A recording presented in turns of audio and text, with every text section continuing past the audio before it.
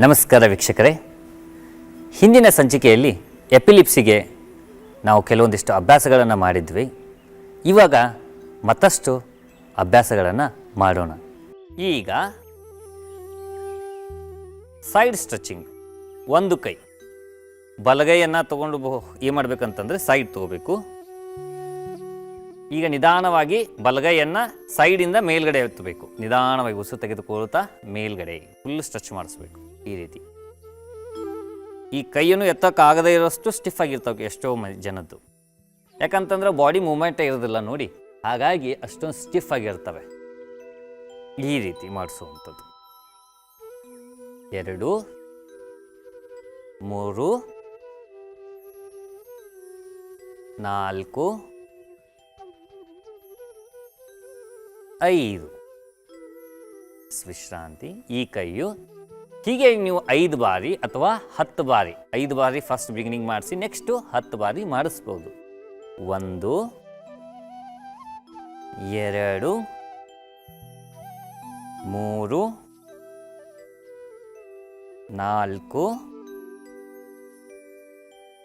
5. ಅದೇ ರೀತಿಯಾಗಿ ಇವಾಗ ಎರಡೂ ಕೈಗಳನ್ನು ಪಕ್ಕದಲ್ಲಿ ತರಿಸಿ ಉಸಿರು ತೆಗೆದುಕೊಳ್ತಾ ಮೇಲ್ಗಡೆ ಅಂತ ಹೇಳಬೇಕು ಅವ್ರಿಗೆ. ಈ ಕೈ ಹೊರಮುಖವಾಗಿರಲಿ. ಲಿಫ್ಟ್ ಮಾಡಬೇಕು ಮೇಲ್ಗಡೆ ಸ್ಕ್ಯಾಪುಲವನ್ನು. ಈ ರೀತಿ ನಿಧಾನವಾಗಿ ಉಸಿರು ಬಿಡ್ತಾ ತಳಗಡೆ. 1 2 3 4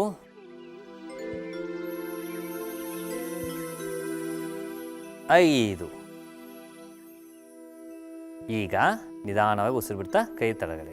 ಈಗ ಇಲ್ಲಿ ನೋಡಿ, ಇದ್ರ ಮೆಕ್ಯಾನಿಸಮ್ ಹೆಂಗೆ ತೋರಿಸ್ತೇನೆ. ಇಲ್ಲಿ ಸ್ಕ್ಯಾಪುಲಾ ಹಿಂದ್ಗಡೆ ಈ ಪಾರ್ಟ್ ಏನು ಸ್ಕ್ಯಾಪುಲಾ ಇರ್ತದಲ್ಲ, ಮತ್ತು ಟ್ರೈಪೇಜಿಯಸ್ ಮಸಲ್ಲು, ರ್ಯಾಂಬರ್ಡೋಸ್ ಮೈನರ್ ಮಸಲ್ಸ್ ಏನಿರ್ತಾವಲ್ಲ, ಅವನ್ನ ಹೇಗೆ ಸ್ಟ್ರೆಚ್ ಮಾಡ್ಬೇಕಂತ ಅಂದ್ಕೊಂಡು. ಯಾಕಂದ್ರೆ ಹಿಂದ್ಗಡೆ ಮಾಡಿರ್ತಕ್ಕಂಥದ್ದು ಕೆಲವೊಂದಿಷ್ಟು ಜನ ಕಾಣಲ್ಲ. ಹಾಗಾಗಿ ಈಗ ತೋರಿಸ್ತಾ ಇದ್ದೇವೆ. ದೀರ್ಘವಾಗಿ ಉಸಿರನ್ನು ತೆಗೆದುಕೊಂತ ಹೋಗಿ ಇಲ್ಲಿ ನೋಡಿ ಹೇಗೆ ವರ್ಕ್ ಆಗ್ತಾ ಇದೆ ಅಂತೇಳಿ.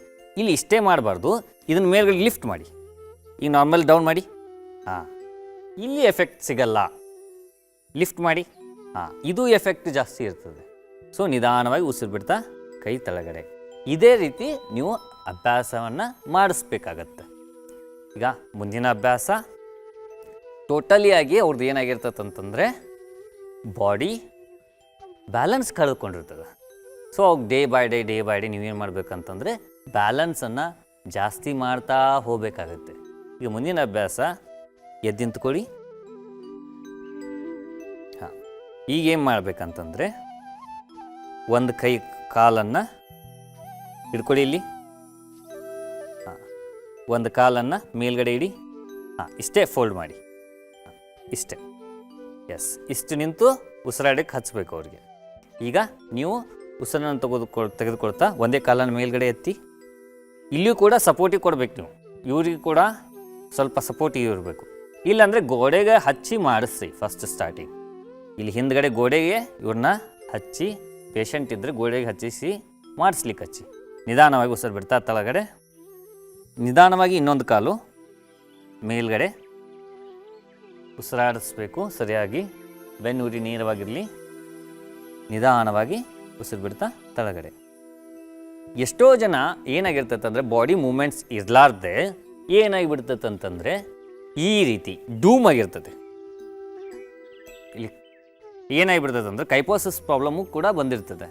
ಬಾಡಿ ಅಲೈನ್ಮೆಂಟ್ ಪೂರ್ತಿ ತಪ್ಪಿ ಹೋಗಿರ್ತದೆ ಅವ್ರದ್ದು. ಸೊ ಬಾಡಿ ಅಲೈನ್ಮೆಂಟ್ ಕರೆಕ್ಟಾಗಿ ಮಾಡಿಸ್ಬೇಕು. ಈ ರೀತಿಯ ಮಾಡಿಸ್ಬೇಕು ಅವರು.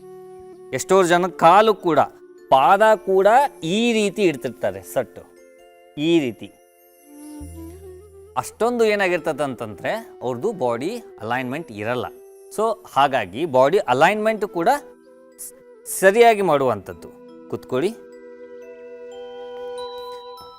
ಈಗ ಏನು ಮಾಡಬೇಕಂತಂದರೆ ಮುಂದಿನ ಅಭ್ಯಾಸ, ಕಾಲನ್ನು ಏನು ಮಾಡಿ ಮೇಲ್ಗಡೆ ಸ್ಟ್ರೆಚ್ ಮಾಡಿಸಿ ನಿಧಾನವಾಗಿ ಸ್ಟ್ರೈಟ್, ಮತ್ತು ಮುಂದ್ಗಡೆ ಡೌನ್. ಸೀದಾ ತಗೊಳ್ಳಿ. ಮುಂದ್ಗಡೆ ಸೂಕ್ಷ್ಮ ವ್ಯಾಯಾಮ ಇದು. ಸೈಡ್, ಮುಂದ್ಗಡೆ ಡೌನ್, ಮತ್ತೆ ತಗೊಳ್ಳಿ ಮೇಲ್ಗಡೆ, ಉಸಿರು ತೆಗೆದುಕೊಳ್ತಾ ಸೈಡ್ ಡೌನ್. ಹೀಗೆ 5 ಬಾರಿ ಅಭ್ಯಾಸ ಮಾಡಬೇಕು. ಮುಂದೆ ಮೇಲ್ಗಡೆ ತಗೊಳ್ಳಿ, ಸೈಡ್ ಡೌನ್. ಹಾಗೆ ಮುಂದೆ ಮೇಲ್ಗಡೆ ತಗೋಬೇಕು, ಹೀಗೆ ಸೈಡ್ ಮಾಡಿಸ್ಬೇಕು, ಹೀಗೆ ಮುಂದ್ಗಡೆ ತಗೋಬೇಕು, ಡೌನ್ ಮಾಡಿಸ್ಬೇಕು. ಅದೇ ರೀತಿ ಇನ್ನೊಂದು ಕಾಲ 5 ಸಾರಿ ಆದ ತಕ್ಷಣ ಮುಂದ್ಗಡೆ ಸೈಡ್, ಮುಂದ್ಗಡೆ ತಗೊಳ್ಳಿ, ಡೌನ್ ಮಾಡಿಸಿ, ಲಿಫ್ಟ್ ಮಾಡಿಸಿ, ಸೈಡ್ ತಗೊಳ್ಳಿ, ಮುಂದ್ಗಡೆ ತಗೊಳ್ಳಿ, ಡೌನ್ ಮಾಡಿಸಿ, ಲಿಫ್ಟ್ ಮಾಡಿಸಿ, ಸೈಡ್ ತಗೊಳ್ಳಿ, ಮುಂದ್ಗಡೆ ಮಾಡಿ, ಡೌನ್ ಮಾಡಿಸಿ. ಇನ್ನೆರಡು ಬಾರಿ ಅಭ್ಯಾಸ ಮಾಡಿ. ಮುಂದೆ ಲಿಫ್ಟ್ ಮಾಡಿ, ಸೈಡ್ ತಗೊಳ್ಳಿ, ಮುಂದ್ಗಡೆ ತಗೊಳ್ಳಿ, ಡೌನ್ ಮಾಡಿ, ಲಿಫ್ಟ್ ಮಾಡಿಸಿ, ಸೈಡ್ ತಗೊಳ್ಳಿ, ಮುಂದ್ಗಡೆ ತಗೊಳ್ಳಿ, ಡೌನ್ ಮಾಡಿಸಿ. ಈ ರೀತಿ ಏನು ಮಾಡಬೇಕಂತಂದರೆ ಎಪಿಲಿಪ್ಸಿ ಒಳಗಾದವರು ಅಭ್ಯಾಸ ಮಾಡಬೇಕಾಗತ್ತೆ. ವೀಕ್ಷಕರೇ, ಚೇರ್ ಮೇಲೆ ಕುತ್ಕೊಂಡು ಹೆಂಗೆ ಮಾಡಬೇಕಂತಕ್ಕಂಥದ್ದನ್ನು ನೋಡಿದ್ರಿ. ಈಗ ವಿದೌಟ್ ಚೇರ್ ಅಂದರೆ ಇವು ಕಾಲುಗಳನ್ನು ಸ್ಟ್ರೆಚ್ ಮಾಡಿ ಮಾಡ್ತಕ್ಕಂಥ ಆಸನಗಳನ್ನು ವಿದೌಟ್ ಚೇರಲ್ಲೇ ಮಾಡಿಸೋದು ಬಹಳ ಉತ್ತಮ. ಯಾಕಂದರೆ ಫ್ಲೆಕ್ಸಿಬಿಲಿಟಿ ಜಾಸ್ತಿ ಆಗುತ್ತೆ. ಮುಂದಿನ ಅಭ್ಯಾಸಕ್ಕೆ ಹೋಗೋಣ. ನಿಧಾನವಾಗಿ ಅವ್ರಿಗೆ ಯಾವಾಗ ಬ್ಯಾಲೆನ್ಸ್ ಸಿಗ್ತದಲ್ಲ ಅವಾಗ ಎದ್ದು ನಿಲ್ಲಿಸಿ. ಸ್ವಲ್ಪ ಯಾವುದೇ ಪೇಷಂಟ್ ಇರಲಿ ಎಪಿಲಿಪ್ಸಿ ಜೊತೆಗಿರಬೇಕು, ಇದ್ಕೊಂಡು ಮಾಡಿಸ್ಬೇಕು. ಹಾಗೆ ಅವ್ರು ಮಾಡು ಅಂತ ಹೇಳಿಬಿಟ್ರೆ ಬಿದ್ದು ಬಿಡ್ತಾರೆ. ಹೀಗೆ ಈ ರೀತಿ ಬಿದ್ದು ಬಿಡ್ತಾರೆ. ಹಾಗಾಗಿ ಏನಾಗುತ್ತೆ ಅಂತಂದ್ರೆ ಇಂಜುರಿ ಆಗುವಂಥ ಸಾಧ್ಯತೆಗಳು ತುಂಬ ಜಾಸ್ತಿ ಇರ್ತವೆ. ಸೊ ನಿಂತು ಮಾಡಿಸಿ, ಜೊತೆಗಿರ್ಬೇಕು ಯಾರಾದರೂ. ಈಗ ಮೊದಲಿಗೆ ವೃಕ್ಷಾಸನ. ನಿಧಾನವಾಗಿ ದೀರ್ಘವಾಗಿ ಉಸಿರು ತಗೊಳ್ಳಿ, ನಿಧಾನವಾಗಿ ಉಸಿರು ಬಿಡ್ತಾ ಫೋಲ್ಡ್ ಮಾಡ್ಕೊಳ್ಳಿ. ಎಸ್. ನಿಧಾನವಾಗಿ 2 ಕೈಗಳನ್ನು ಭುಜದ ಅಂತರಕ್ಕೆ ತೊಗೊಂಬನ್ನಿ. ಮೇಲ್ಗಡೆ ನಮಸ್ಕಾರ ಮಾಡಿಸಿದ್ರೆ ಇನ್ನೂ ಡಿಫಿಕಲ್ಟ್ ಆಗುತ್ತೆ. ಅದರ ವೇರಿಯೇಷನ್ ಮಾಡಿದ್ದೀರಿ. ಇಷ್ಟೇ ವೇಟ್ ಮಾಡ್ಸಕಚ್ಚಿ. ಎಸ್. ನಿಧಾನವಾಗಿ ತಗೊಳ್ಳಿ, ಫೋಲ್ಡ್ ಮಾಡ್ಕೊಳ್ಳಿ. ಎಸ್. ಸ್ಟ್ರೆಚ್ ಮಾಡಿ, ವೇಟ್ ಮಾಡಿ. ಫೋಲ್ಡ್ ಮಾಡಬೇಕು ಯಾರಾದರೂ ಹಿಂದ್ಗಡೆ ಅಥವಾ ಗೋಡೆಗೆ ಸಪೋರ್ಟಿವ್ ಆಗಿ ಮಾಡ್ಲಿಕ್ಕೆ ಹಚ್ಚಿ. ನಿಧಾನವಾಗಿ ರಿಲ್ಯಾಕ್ಸ್ ಮಾಡಿ, ಉಸಿರು ಬಿಡ್ತಾ ಕೈಯನ್ನು ಕಾಲನ್ನು ಕೆಳಗಡೆ ಸ್ಟ್ರೆಚ್ ಮಾಡಿ. ಎಸ್. ಅಪೋಸಿಟ್ ಕಾಲನ್ನು ಮಾಡಿಸಿ, ನಿಧಾನವಾಗಿ ಫೋಲ್ಡ್ ಮಾಡಿಸಿ ಇಳಿಸಿ. ಕೆಲವೊಬ್ರಿಗೆ ಫೋಲ್ಡೇ ಆಗ್ತಾ ಇರೋದಿಲ್ಲ. ನಿಧಾನವಾಗಿ ಮಾಡಿಸಿ. ಇದು ಯಾವಾಗ ಆಗುತ್ತೆ ಅಂತಂದ್ರೆ ಸ್ವಲ್ಪ ಬ್ಯಾಲೆನ್ಸ್ ಸಿಕ್ಕಿದ ತಕ್ಷಣ ಏನು ಮಾಡ್ತಾರೆ, ಹಿಂಗೆ ಕಾಲು ಹಿಂಗೆ ಮೇಲ್ಗಡೆ ಕೆಳಗಡೆ ಮಾಡೋಕ್ಕೆ ಸ್ಟಾರ್ಟ್ ಮಾಡ್ತಾರೆ. ಇರಲಿ, ತಪ್ಪೇನಲ್ಲ, ಅಷ್ಟೇ ಮಾಡಲಿ. ಆದರೆ ಮಾಡಿಸ್ಲಿಕ್ಕೆ ಟ್ರೈ ಮಾಡಿ. ಈ ರೀತಿ ನಿಧಾನವಾಗಿ ಉಸಿರು ಬಿಡ್ತಾ ಕೈ ತಳಗಡೆ, ಕಾಲು ತಳಗಡೆ ಸರಿಯಾಗಿ ಉಸಿರಾಡಿಸ್ಬೇಕು. ಅದು ಬಹಳ ಮುಖ್ಯವಾದದ್ದು. ಯೋಗದಲ್ಲಿ ಉಸಿರಾಟ ಇಲ್ಲ ಅಂತಂದ್ರೆ ಮತ್ತೊಂದು ಉಪಯೋಗ ಆಗೋದಿಲ್ಲ. ಇಲ್ಲಿ ತುಂಬ ಆಕ್ಸಿಜನ್ ಸಪ್ಲೈ ಆಗ್ತಾ ಇರಬೇಕು ಅವ್ರ ಬ್ರೈನಿಗೆ. ಹಾಗೆ ಅವ್ರು ಚೆನ್ನಾಗಿ ಉಸಿರು ತೆಗೆದುಕೊಂಡು ಉಸಿರು ನಿಧಾನವಾಗಿ ಹೊರಗಡೆ ಹಾಕ್ತಾ ಬರಬೇಕು. ಅಂದರೆ ಅದು ಬಹಳ ಉಪಯುಕ್ತಕಾರಿಯಾಗಿರ್ತದೆ. ಈಗ ಮುಂದಿನ ಅಭ್ಯಾಸಕ್ಕೆ ಹೋಗೋಣ. ತಾಡಾಸನ. ಎಸ್. ಕಾಲುಗಳನ್ನು ಅಗಲಿಡಿ. 2 ಕೈಗಳನ್ನು ಮುಂದುಗಡೆ ತೊಗೊಂಬನ್ನಿ ಭುಜದ ನೇರಕ್ಕೆ. ಇಂಟರ್ಲಾಕ್ಸ್ ಮಾಡ್ಕೊರಿ. ಫಿಂಗರ್ಸ್ಗಳನ್ನೆಲ್ಲ ಎದೆ ಮೇಲೆ ತೊಗೊಂಬನ್ನಿ. ಇಂಟರ್ಲಾಕ್ ಮಾಡಿಸಿ, ಹಿಂಗೆ ಇಂಟರ್ಲಾಕ್ ಮಾಡಿಸಿ ಎದೆ ಮೇಲೆ ತರಿಸಿ. ಈಗ ಉಸಿರು ತೆಗೆದುಕೊಳ್ತಾ ಮೇಲ್ಗಡೆ ಸ್ಟ್ರೆಚ್ ಮಾಡಿಸಿ, ಹಿಂಬಡ ಲಿಫ್ಟ್ ಮಾಡಿ. ಫಸ್ಟ್ ಬಿಗಿನಿಂಗ್ ಇದ್ದಾಗ ಹಿಂಬಡ ಲಿಫ್ಟ್ ಮಾಡಿಸ್ಬೇಡಿ. ನಿಧಾನವಾಗಿ ಉಸಿರು ಬಿಡ್ತಾ ಡೌನ್. ಹೀಗೆ ಲಿಫ್ಟ್ ಅಪ್. ಉಸಿರು ತೆಗೆದುಕೊಳ್ತಾ ನಿಧಾನವಾಗಿ ಉಸಿರು ಬಿಡ್ತಾ ಕೆಳಗಡೆ. ಹಾಗೆ ಮಾಡಬೇಕಾಗತ್ತೆ. ಇಲ್ಲೋಡಿ ಏನಂತಂದರೆ ಇವರು ಕಾಲ ಹಿಂಬಡವನ್ನು ಎತ್ತಾ ಇದ್ದಾರೆ. ಯಾಕೆ ಎತ್ತಾ ಇದ್ದಾರೆ? ಇವ್ರಿಗೆ ಬ್ಯಾಲೆನ್ಸ್ ಇದೆ, ಹಾಗಾಗಿ ಎತ್ತಾ ಇದ್ದಾರೆ. ಹೀಗೆ ಬಿಗಿನಿಂಗಲ್ಲಿ ಬ್ಯಾಲೆನ್ಸ್ ಇರೋದಿಲ್ಲ. ಸೊ ಹಾಗಾಗಿ ನೀವು ಏನು ಮಾಡಿಸ್ಬೋದು ಅಂತಂದರೆ ಆ ಥರ ಮಾಡಿಸ್ಬೋದು. ನೆಕ್ಸ್ಟ್ ಈ ಥರ ಏನಂತಂದರೆ ಬ್ಯಾಲೆನ್ಸ್ ಸಿಕ್ಕಾಗ ನೀವು ಈ ರೀತಿ ಮಾಡ್ಬೋದಾಗಿರ್ತದೆ. 5 ಸಾರಿ ಆದ ತಕ್ಷಣ ನಿಧಾನವಾಗಿ ಕೈಗಳನ್ನು ಮುಂದ್ಗಡೆ ತೊಗೊಂಬನ್ನಿ. ನಿಧಾನವಾಗಿ ಉಸಿರನ್ನು ಬಿಡ್ತಾ ಕೈಗಳನ್ನು ಬಿಚ್ಚಿ ಉಸಿರು ತೆಗೆದುಕೊಳ್ಳಿ. ನಿಧಾನವಾಗಿ ಕೈಗಳನ್ನು ಕೆಳಗಡೆ ತೊಗೊಂಬನ್ನಿ. ಈಗ ತಾಡಾಸನವನ್ನು ಮಾಡೋಣ. ನಿಧಾನವಾಗಿ ಕಾಲುಗಳು ಭುಜದ ಅಂತರದಲ್ಲಿರಬೇಕು. ನಿಮ್ಮ ಭುಜ ಎಷ್ಟಿದೆಯಲ್ಲ ಅಷ್ಟೇ ಅಂತರ. ಎಷ್ಟೋ ಮಂದಿಗೆ ಗೊಂದಲ ಆಗುತ್ತದೆ. ಇಷ್ಟು ಇಟ್ಕೋಬೇಕಾ, ಇಷ್ಟು ಇಟ್ಕೋಬೇಕಾ ಇದ. ಹಿಂಗೆ ನೋಡ್ತಿರ್ತಾರೆ. ಹಿಂಗೆ ನಮ್ಮನ್ನೇ ಮಾಡೋದನ್ನು ನೋಡ್ತಿರ್ತಾರೆ. ಇವು ಇಷ್ಟಿಟ್ಟಿದ್ದಾರೆ ಇಷ್ಟಿಟ್ಟಿದ್ದಾರೆ ಅಂತ ಹೇಳ್ತಿರ್ತಾರೆ. ಹಾಗೆ ನೀವು ಏನು ಮಾಡ್ಬೋದು ಅಂತಂದ್ರೆ ಅಂದಾಜಿಗೆ ನಿಮ್ಮ ಭುಜದ ಅಳತೆ ಎಷ್ಟು ಭುಜ ಇರ್ತದೆ ಅಷ್ಟೇ, ಕನ್ಫ್ಯೂಸ್ ಆಗಬೇಡಿ. ಅಷ್ಟೇ ನಿಮ್ಮ ಕಾಲನ್ನು ಅಗಲ ಇಟ್ಕೋಬೇಕು. ಮತ್ತು ಏನಿರ್ಬೇಕಂತಂದರೆ ಬರಳುಗಳು ಒಂದೇ ಆ್ಯಂಗಲಲ್ಲಿ ಇರಬೇಕು.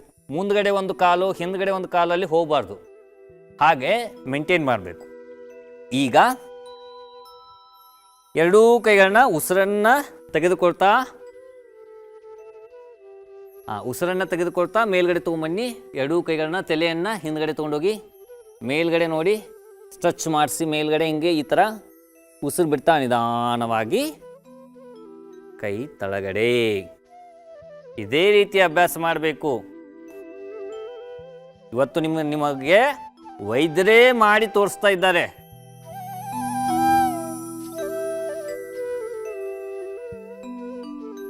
ಯಾವ ರೀತಿ ಮಾಡಬೇಕಂತಕ್ಕಂಥದ್ದನ್ನು. ಕಾಲು ಎರಡು ಜಾಯಿನ್ ಇರಬೇಕು. ಅಂದರೆ ಇದು ಸ್ವಲ್ಪ ಬ್ಯಾಲೆನ್ಸ್ ಬಂದ ತಕ್ಷಣ ಬಿಗಿನಿಂಗ್ ಮಾಡಬೇಕಾದಾಗ ಅದೇ ರೀತಿ ಮಾಡಬೇಕು. ನಿಧಾನವಾಗಿ ಉಸಿರು ಬಿಡ್ತಾ ಕೈ ತಳಗಡೆ. ಇದೇ ರೀತಿಯಾಗಿ 5 ಬಾರಿ ಸರಿಯಾಗಿ ಅಭ್ಯಾಸಿಸ್ಬೇಕು.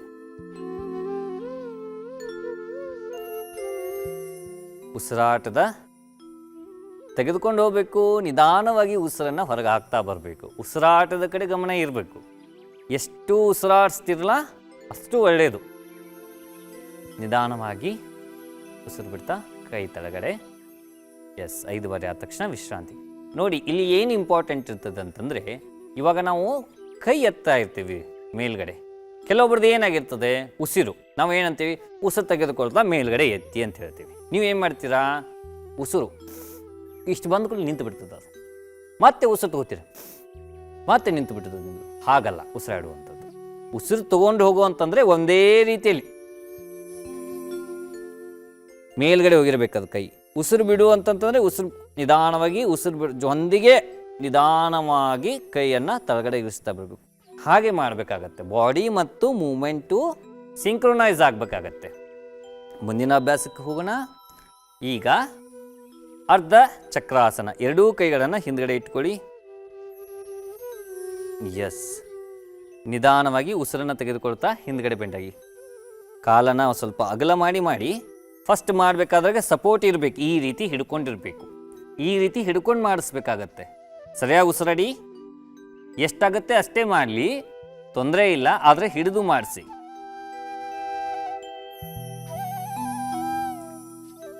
ಐದು ಸಾರಿ ಉಸಿರಾಡ್ಸಕ್ಕೆ ಹೇಳಬೇಕು. 5 ಸತ ಉಸಿರಾಡಿದ ತಕ್ಷಣ ನಿಧಾನವಾಗಿ ಉಸಿರನ್ನು ತೆಗೆದುಕೊಳ್ತಾ ಮೇಲ್ಗಡೆ ಬನ್ನಿ. ಕೈಗಳನ್ನು ರಿಲೀಸ್ ಮಾಡಿ. ನೋಡಿದ್ರಲ್ಲ ವೀಕ್ಷಕರೇ, ಇಂದಿನ ಸಂಚಿಕೆಯಲ್ಲಿ ಎಪಿಲಿಪ್ಸಿಗೆ ಯಾವೆಲ್ಲ ಆಸನಗಳನ್ನು ಮಾಡಬೇಕಂತ. ಮುಂದಿನ ಸಂಚಿಕೆಯಲ್ಲಿ ಮತ್ತಷ್ಟು ಆಸನಗಳ ಅಭ್ಯಾಸ ಮಾಡೋಣ. ನಮಸ್ಕಾರ.